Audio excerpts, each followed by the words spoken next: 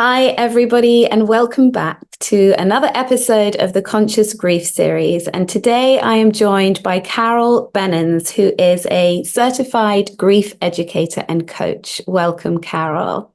Hi, Tara. Nice to be here. It's lovely to have you here.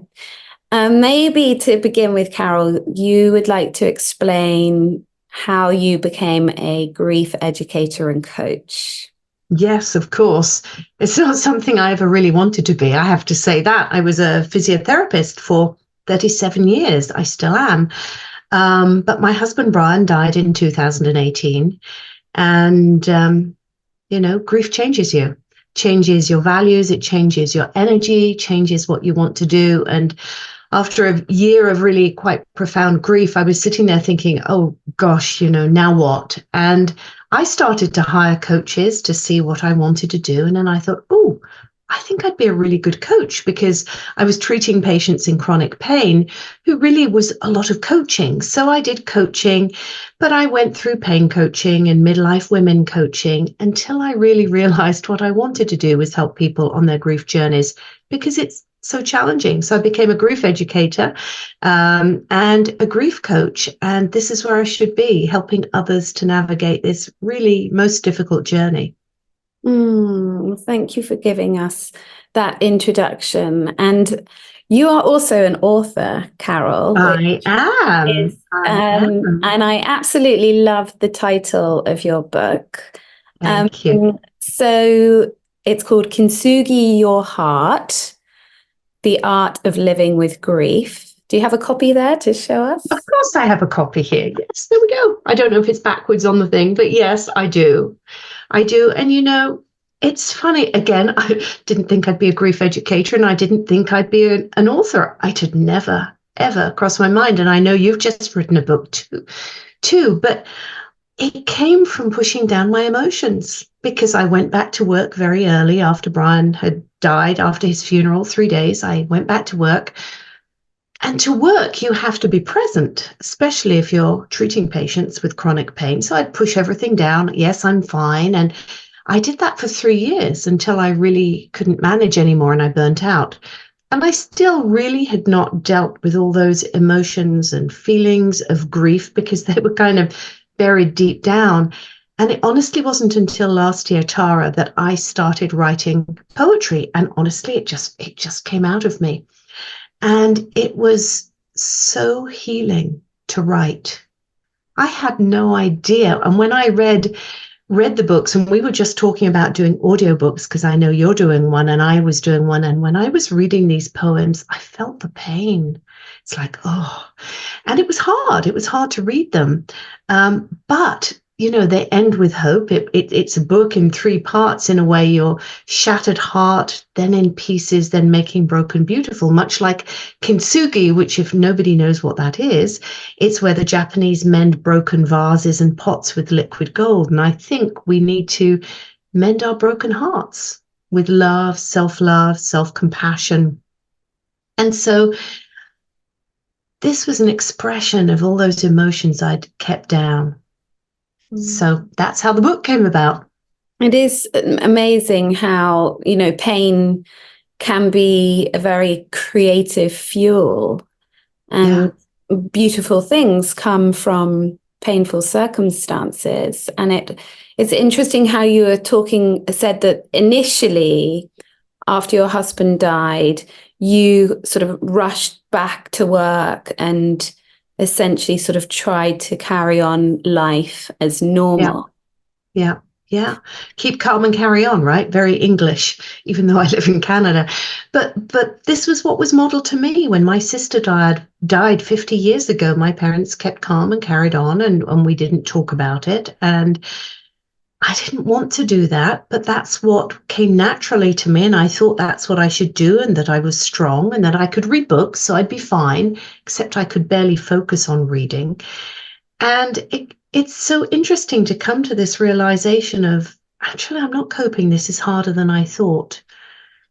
And you have to, at some point, deal with that. It is a choice. How am I going to live the rest of my life? I didn't want to stay in that space.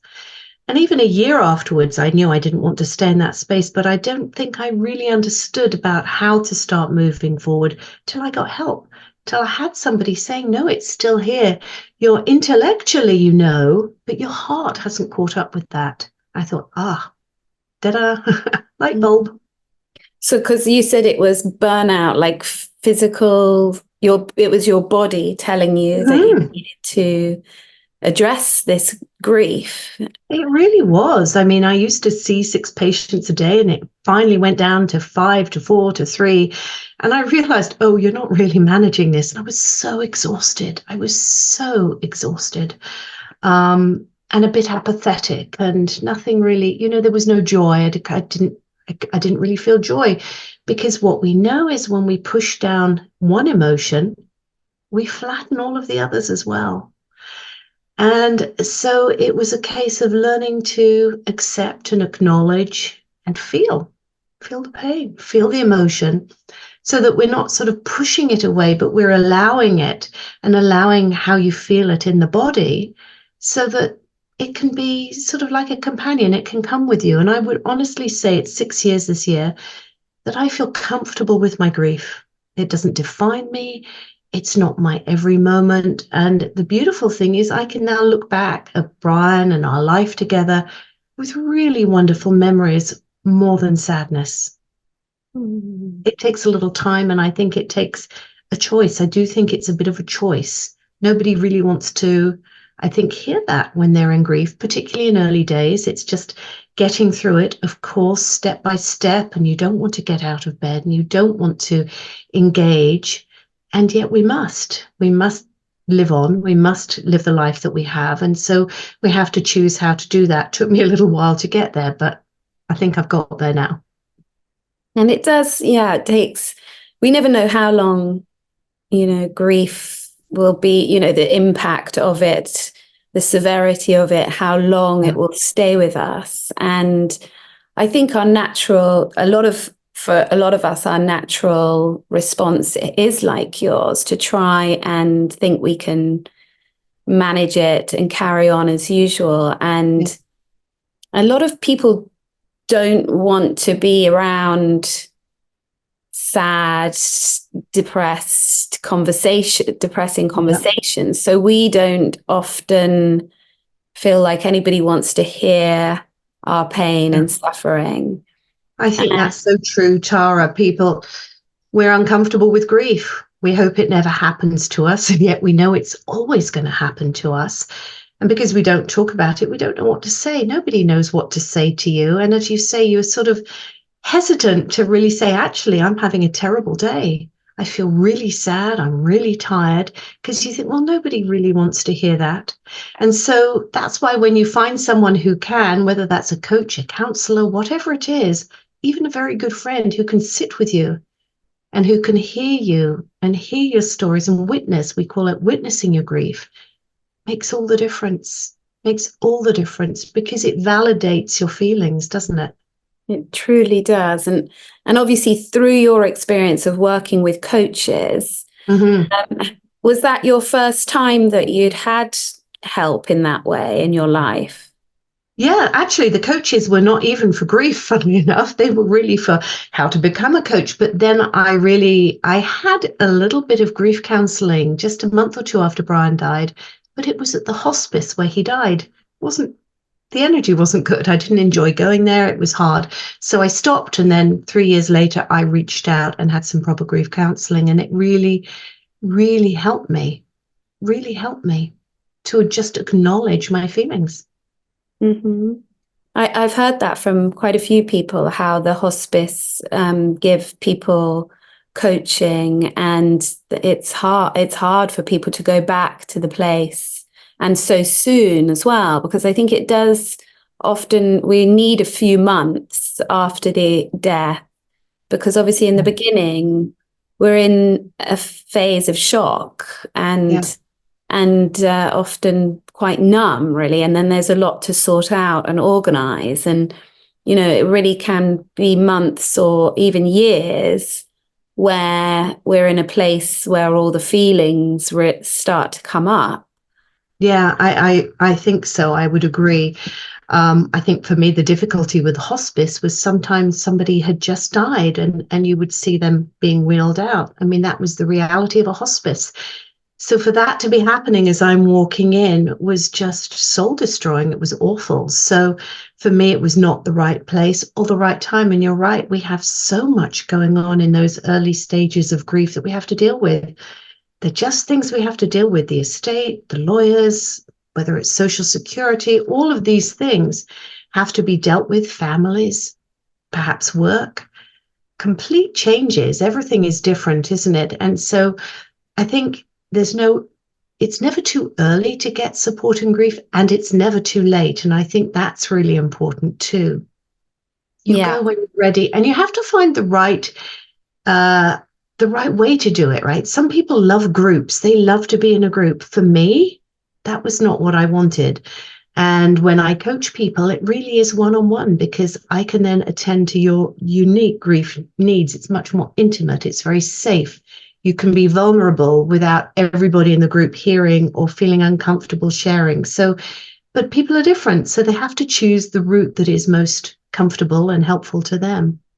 Absolutely. Yeah, I think that's such an important thing to highlight, because there are so many people available to work with and so many different modalities that we can choose. And I think the most important thing is that people are not afraid to ask for help. Yeah. Yeah. And, it's normal to feel all these strange feelings in grief. And I think because we don't talk about it, you don't know what normal is. The lethargy, the tiredness. I don't know if you felt that. I was shocked at the physicality of grief. I didn't know that was normal. And then unfortunately, people Google grief and come up with the 5 stages. And then they start looking at them and thinking, oh, but I'm not bargaining, or I'm not angry. And then they think they're doing their grief wrong. And so, the 5 stages were not written for the griever. They were written for the terminally ill. And they're not particularly evidence-based either. There is no evidence that we go through stages of grief. But when you're searching for an answer, you don't know what to expect, and you come across this, it's very easy to think you're doing it wrong. And there is no wrong way of doing your grief. There is no timeline of doing grief. But having somebody tell you that is useful. It is. It Right? certainly is. And you shared about the feeling of exhaustion and lethargy. Was there anything else that sort of surprised you, as you grieved? Like, oh, I didn't think it would be like that, or Oh, yeah, it was much harder than I thought. I mean, I knew Brian was dying. We'd had 6 years of a cancer journey. I thought I was kind of prepared. Stupid, right? Of course I wasn't prepared to lose my husband, but intellectually I thought I was. My heart wasn't. Yes, I couldn't concentrate. I couldn't read. I'm a big reader. I love reading. And as a physio, I would read articles and things about neuroscience. I could not focus on that. Decision making, for example, I'm pretty decisive, or I was. I found myself hesitating. Do I want this or this? I'm not sure. And I found it really hard to make decisions. I found it hard to be around people, even people I loved, because it was exhausting. Just the sound, lights. The funny thing I found was that I could only watch English programs. Now I'm in Canada, so it's very, you get all the North American shows. I had to have English. I had to have that English accent. It was comforting. It was like home to me. So all sorts of odd things, but really the reading was difficult, the focusing, the decision making, the tiredness. I mean, I would get home and sit on that sofa. I could barely get off. And that was a surprise to me. yeah, all very, very key points there Mm-hmm. for people to hear. And it's really interesting, like you were saying, about the craving for the English TV shows. Very strange. It was very strange. I'd put something, on from here, and I'd think, yeah, no, where's Midsummer Murders, or Victoria, or some Downton Abbey, anything that was English felt comforting to me. And I think that's the thing in grief, isn't it? We have to start finding things that will bring us comfort, whatever that may be. And I think support is important, because sometimes we want to distract or numb out.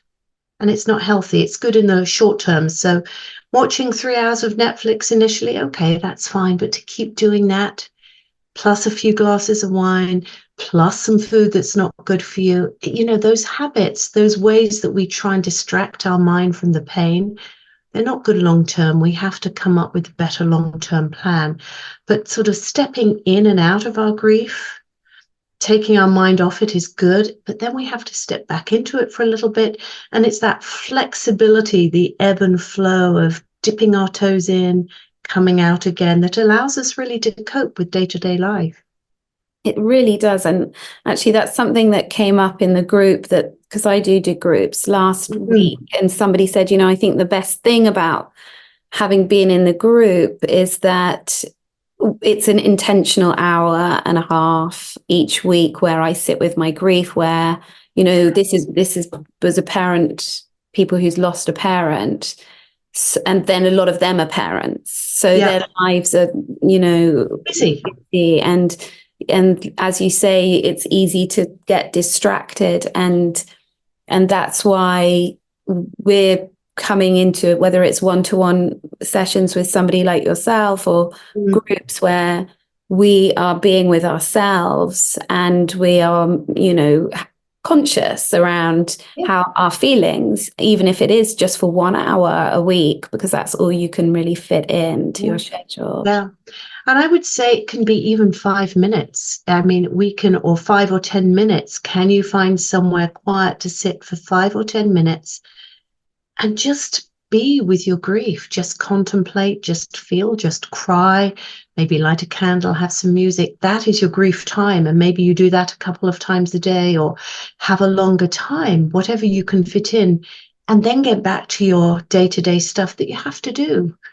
You still have to make food and shop and do the laundry or look after children, of course, but you also have to grieve. And so if you can find ways to do that and step out and say, this is my grief time, I just need a little quiet time, it's very helpful, I think. It's giving yourself permission to grieve without shoving it down completely.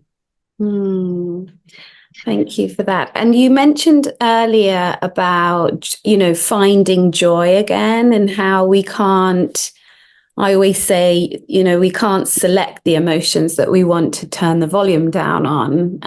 You used a slightly different term, but it's interesting because we feel like repressing the emotions and not getting involved in all of these messy, uncontrollable feelings.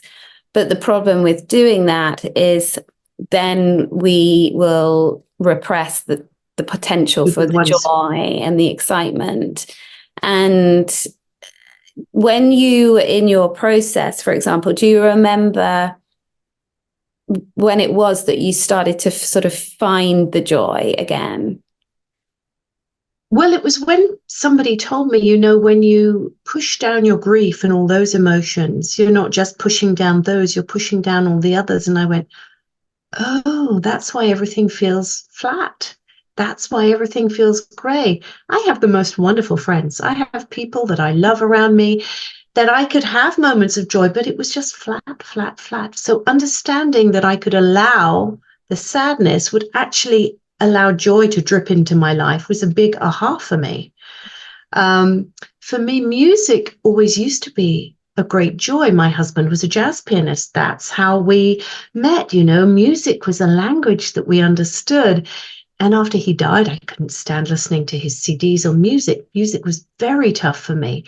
But now I'm able to listen to it. Now I can listen to his CDs and smile and just think, oh, God, what a talent. I miss it, but I love it. Thank you for leaving that with me. So adding music back, being able to play the piano myself without sobbing, those sort of things.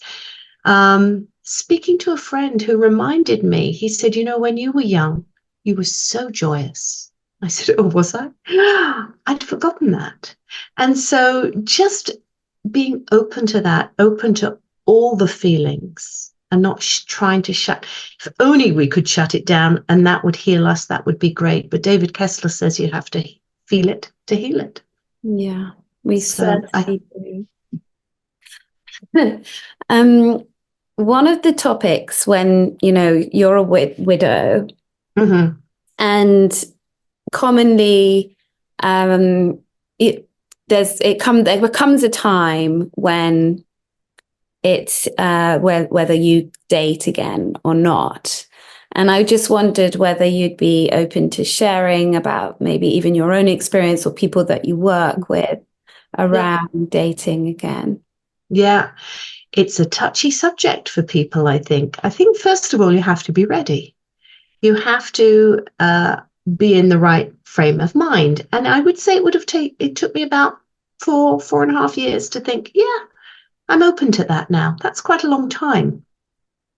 I think the challenge for dating is our self judgment and the judgment of others because we think, am I letting down my loved one that's just died? Is this dishonoring them by starting to date again? But the other complicated factor, I think, possibly is family and children, because children may not understand. Well, actually, mum would like to date somebody. I'm not talking about my children, I'm talking in general, that maybe she would like to have a life with someone again. And they can often be a bit of a thorn in the side, I think, of people who want to date. They're worried about what their children will think. And people often say, well, she dated after 6 months. That's too quick. Obviously, she didn't love the husband. There's all this judging. And I think we can't judge. Some people are ready at 6 months because they're ready. Other people at 5 years. So I think it's very personal. And I think we have to let go of judgment and not worry about other people's thoughts on it. It's a question of your happiness. And I think you deserve to be happy. Yeah. Yes, quite right. We do deserve to be happy. And I think that people often like as you said, kind of feel this disloyalty or feel like they don't deserve to be happy again because that is like something that you might feel a lot of guilt about. Yes. Yeah. Yeah. People do feel good. I don't know why we let guilt affect us, but we do, don't we? It seems to be a human thing. We feel guilty about everything. You know, we have no control over death. I wish we did, but we don't. We don't know when somebody's time is. And so, since it happens to all of us, I know if it had happened the other way around, I would have wanted my husband to be happy. I loved him enough to want him to be happy. I'm sure that's how he feels for me.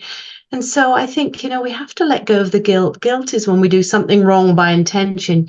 You can't dishonor your loved one. And again, I'm going to quote David Kessler. He said, often when people talk about this, he says, you promise to love them till death for their life, not after death. In the marriage vows, if you do marriage vows, the traditional, isn't it till death us do part? You've parted. It's a harsh reality. They are no longer there, and you can still keep them in your heart. There's always Brian is always with me. He's never going to not be with me. And my memories are there. So many beautiful memories, but that doesn't mean that I can't create new memories with a new person if I want to. And I think that's what we need to think about. You don't want to live the rest of your life in the past because you cannot change the past. And it's not much of a life. And I think the best way we can actually honor our loved ones is to live the life we have left. Yeah, absolutely. Yeah. Carol, just to Yeah. circle back to something that you shared at the beginning of the interview, that you had a sister who died. Mm-hmm. Mm-hmm. And when you were grieving Brian, did you then have to go back and grieve your sister? Oh, yes. Yes. I was 9 when my sister Susie died, and she had a mountaineering accident. And my parents told us, and then we had no funeral and no memorial service. No, we didn't talk about it. Now, this is 50 years ago, remember. This was in England. My parents did what they could. There is absolutely no judgment, but there's compassion and sadness for them that they had no support. But for us as siblings, the three left, nobody ever talked to us about grief or our grief or how we felt or how we missed her. I loved her. That's why I was a physiotherapist. She was a physiotherapist. She played music. I played music. She'd come home and tell me stories of composers and show me physio exercises. I adored her. Mm. And yet she was gone and it was never spoken about. And so when it came to grieving Brian, I had a grief that I had not dealt with, that needed to be dealt with. And I think this is often the case with grief. It opens old wounds that we haven't dealt with. And that can be shocking, I think. It can bring other stuff up. And some people have multiple griefs in a row, and they just have never managed to get on top of one when something else is layered and layered and layered. And that we do have to grieve each person. Mm. Yes, we do. And it is curious how that can happen to people, that there are multiple losses in a row. And I always say that to people when I begin working with them, that things from the past will come up that maybe you didn't realize, that you hadn't grieved. I mean, and Yes. that was a really, really huge circumstance, at the age of 9 for you to It go was. through. Yeah. And it affected the whole family. My mother obviously became fairly emotionally distant because she's trying to grieve in her own way the loss of a daughter, and yet still had family to bring up. Yeah. How hard must that have been for her? I just can't imagine. And she never, ever, maybe once or twice, mentioned my sister's name, but we never talked about her. And how sad is that? So actually, it impacted me in the way that, I tried to keep calm and carry on, but I also changed the way I talked about grief with my son, who was not Brian's son. Brian was my second husband, but Robert lived with us. And I really talked about Brian a lot. Wouldn't Brian have liked this? Oh my gosh, wouldn't he have laughed at that? Wasn't that tune one that Brian would like? Whatever it was, to really talk about him and keep his spirit alive. For me, he's still present.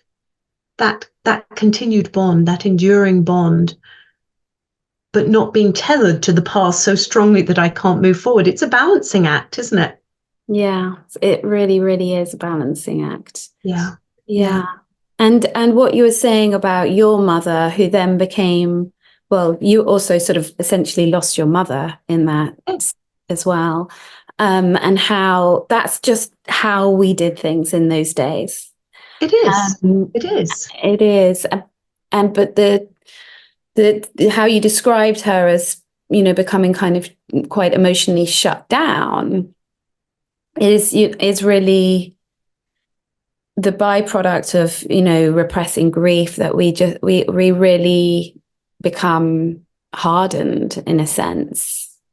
I think we do. And I think that the stat is 10% of psychiatric disorders can be linked to unresolved grief.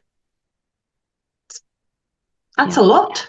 That's a lot. Yeah. And I think, we're talking about the death of someone, but as you know, grief is any significant loss. So for people watching or listening, that can be a divorce. It can be a job loss. It can be a pet loss. It can be moving countries. I've done all of those.